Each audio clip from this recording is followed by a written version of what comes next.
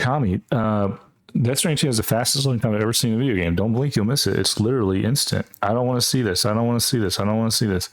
Everything on Death Stranding is sounding amazing. We're going to stream it later tonight. SteamWorld Dig 1 is free to claim on Steam until 26th of June. Not interested. Kojima really made the first PS5 game. Unbelievable. Yeah, I mean, here's the thing. It's not about what the machines can do. It's about who's making it. And Kojima's going to make the best looking game. Hands down. So, yeah, no, they do not. Somebody was like, they look the same. No, they do not look the same. And I've been seeing reports that it plays just as well on base PS5 as it does on PS5 Pro. It's all good. So yeah, let's take a look at the reporter feminist who dinged Death Stranding 2 because he was offended. Yeah, pretty much what you would expect. Game journalists are willing to tarnish the reputation of Death Stranding 2 simply to virtue signal their ideology. Well, that's assuming this is true, and that's true of this dude. Oh yeah, dude, that's been journalism for like a decade or more. Like, there is no unbiased reporting, and if it is, if it does exist, you'll never hear of it because it won't get traction because we're on social media, and the only way social media gets traction is by being polarizing. So you literally can't be even or unbiased because your story will just die.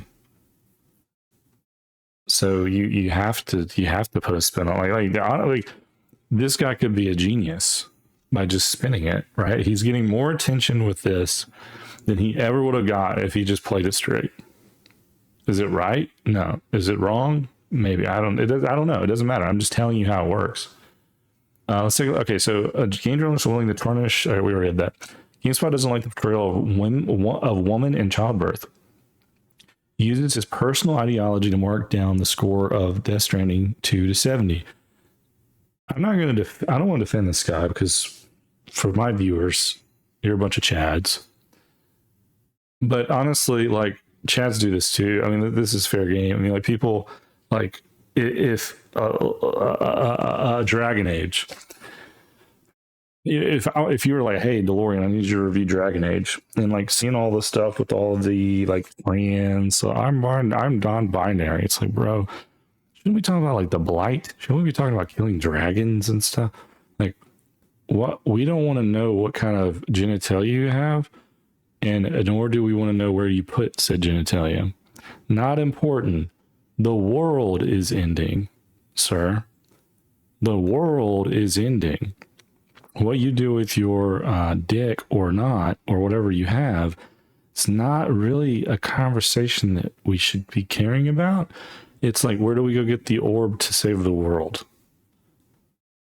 That's what's important. And if you have a backstory that you want to share, cool. But just read the room a little. Like, maybe we don't talk about that. Yeah, and like, hey, I know there's a lot of people in the world who are like, I'm struggling with my body, I'm struggling with reality, I'm struggling with my sexuality. There's a lot of people in the world that struggle with that. And so they're like, how can I put this in a video game or a movie to let people know it's okay to talk about it? Sure, okay, maybe that's your logic behind it. Go to a therapist. Confide in people. Don't make up a watered down version of it in a game or movie that doesn't fit with that theme. That's my 2 cents. All right, so Diego Nicolas Argaregulo, whatever. Questionable tropes around women. The obsession with honoring past legacy also carries the baggage of some of the series' worst tropes, particularly around the portrayal of women, which the first game was also guilty of. I don't remember anything bad about women. Well, okay, in Death Stranding, you have brain-dead mothers, and they have babies, and those babies only last for so long so that you can see the beings from the beach or from the afterlife, so you can navigate. So like, you have to have a baby who's both inside and outside of death in that realm, so you can use a technology to navigate around the dead beings, because if they get you, you're going to cause a nuclear explosion. Okay. That's the Death Stranding reasoning. You can say it's gross, babies. I get all of that. I get all of that. It's like kind of, it's like it's a little much. It could have been anything else. I get that. But anyway, so while I can't speak with authority about some of the sequel's plot lines, so he's like, I don't really know the story, including one involving a phenomenon around childbirth, some scenes caused an exhausting deja vu. There's an unskippable photography minigame featuring 3 women posing in front of the camera, as well as central character who often takes her shoes off as crew members, running commentary about this habit. Kojima's a freak, y'all. What are you talking? Okay, listen. I get it. But Kojima's a red-blooded male Asian dude. He's gonna put a couple peaches in his fruit salad. Okay? It might not be the whole salad, but he's gonna take a couple slices and slide them in. Now, a big slice from Metal Gear Solid 5 was Quiet. You know I love Quiet. Who doesn't love Quiet? She's the perfect woman. She can't wear clothes, and she can't speak. Don't ban me. It's a joke. Everybody calm down. Everybody calm down. No, okay, so get it? So Kojima's going to have, like, some stuff, right?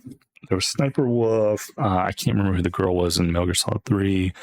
Metal Gear Solid 2 had the black lady who could electrocute people, but that was not as much in your face or over sexualized from what I remember. But yeah, it's always like, come on, man. A little bit's going to be in there just because it's like that in Hollywood too. My God. I mean, turn on Netflix and it's like people banging left and right. Most of the time it's dudes on dudes or whatever, but you know what I mean. You know what world we live in. Anyway, so, okay. So tomorrow the character takes her shoes off, whatever. The camera pans during current scenes aren't as excessive as, say, the treatment around Quiet in Metal Gear Solid 5, The Phantom Pain. Yeah, that was, but it all feels unnecessary. And since you're witnessing photorealistic depictions of real life actors, it can slip into being a bit weird. Yeah, I think so. I mean, I get that, but it's also kind of fascinating. Like, I get where he's coming from.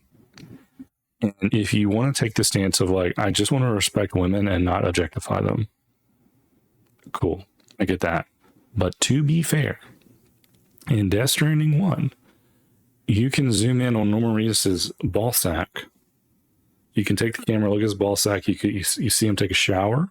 You see him poop. You see him pee. You zoom in on his ball sack, and he looks at you. He's like, he covers his balls. He's like, hey, don't look at my balls. And then if you do it too many times, he punches the camera. He's like, don't look at my balls. He doesn't say that, but you know what I'm saying. So he's not playing like just women. It's just like he puts that in the game for both men and women. So it's like, it's not like he's targeting someone to be objectified as far as like a gender-based thing. I would rather this guy come out and say, hey, this game, I want it to not have any sexualization. I don't want to have any, like, I don't want the player to have any kind of like freedom to like wonder about sexuality with these characters. And if he said that, I'd be like, okay, I get it. Yeah, you don't want your game to be sexualized. You want it to be a little bit more G-rated. I totally understand that. But that's not what he said. So I fundamentally tend to disagree with him. But we will like it because, you know, Gromsy, he always throws his stuff out there. So yeah, it's a little off base, and honestly would take a full convo to break this down. I'm actually going to post this on my channel tonight. Yeah, we'll do it. More Death Stranding, man. We're just going to keep this going here. Death Stranding is a game about connections. We also value connections in its production with actors, voice actors, musicians, artists, collaborators, merchandise. Everyone we work with is connected in some way. This is a little weird, right? If if Lou dies, I'm going to be really sad. Golly, my feed is all Death Stranding, dude. There's old shoeless tomorrow, Elle Fanning. And Pregnant Rainy. It's raining right now. It's actually a little eerie. Like in real life, it's raining right now at my house, at my casa.